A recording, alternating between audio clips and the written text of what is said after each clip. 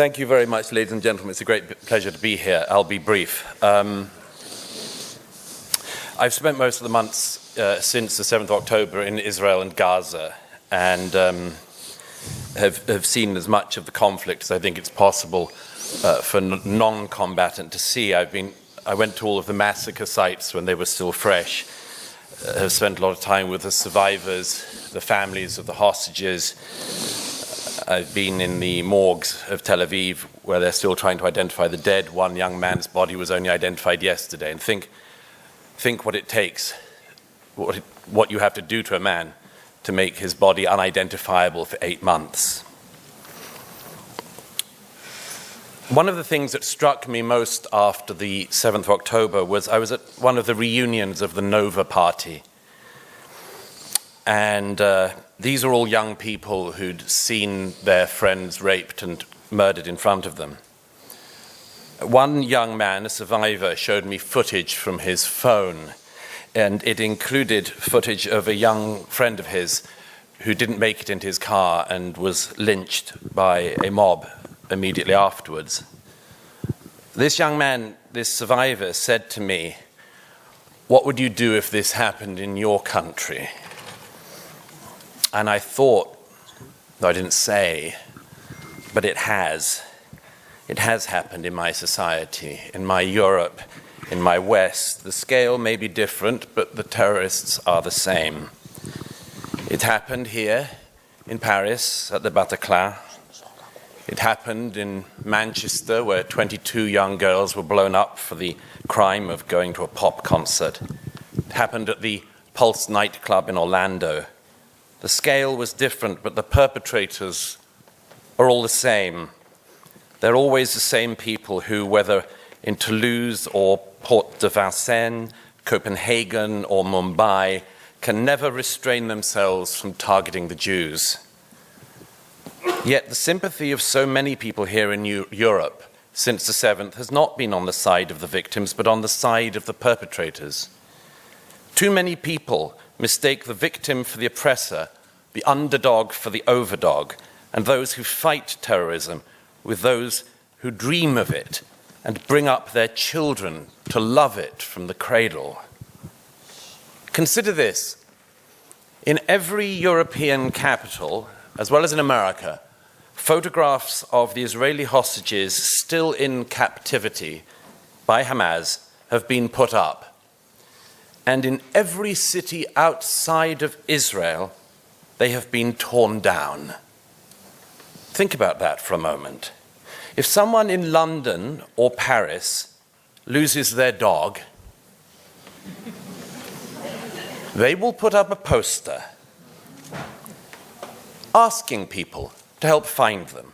And if even one person in our society went around tearing down such a poster, we would ask what had happened in our society.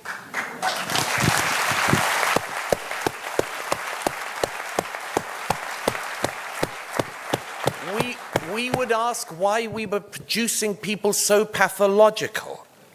We would want to find the person and punish them. Yet when the missing are Jewish children, or Jewish women, or Jewish men, because there's no crime in being a man either. These posters are torn down.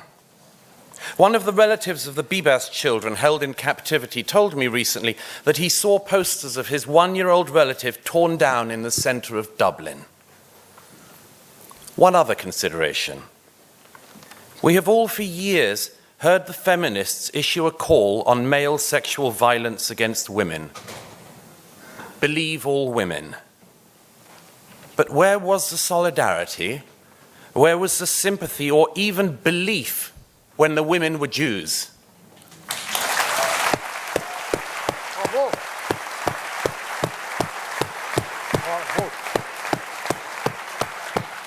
The belief evaporates.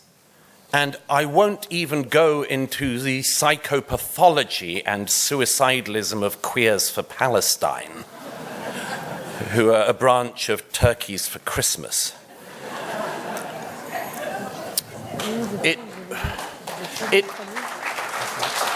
It was Hamas that started this war, yet much of the world has forgotten this. They've been fooled by Hamas propaganda into imagining that Israel is the aggressor.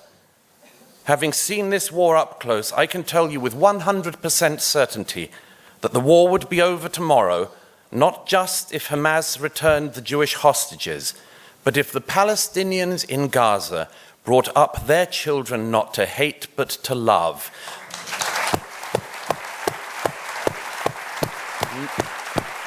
Not to aspire to a cult of death, but to join Israel in a belief in life, not to believe in destroying a state, but to put their energies into building one. Now, each era has its anti-Semitism. Anti-Semitism is famously a shape-shifting virus. Sometimes in the past, people hated Jews for their religion. Then you couldn't hate people for their religion, so people hated the Jews for their race. Then, when you weren't allowed to hate people for their race anymore, you could hate the Jews for having and defending a state. This is the eternal challenge for the Jewish people. Gregor von Retzori, among others, showed us this. It's their challenge to be hated for being poor and for being rich. For being integrated and for not integrating.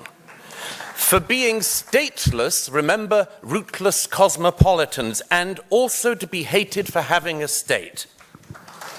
But this is not only a challenge for the Jews, it's a challenge for all of us. As Vasily Grossman wrote in the dead center of his masterpiece, Life and Fate, and I quote, "Anti-Semitism is always a means rather than an end. It is a measure of the contradictions yet to be resolved. It is a mirror for the failings of individuals, social structures, and state systems. Tell me what you accuse the Jews of. I'll tell you what you're guilty of." Bravo.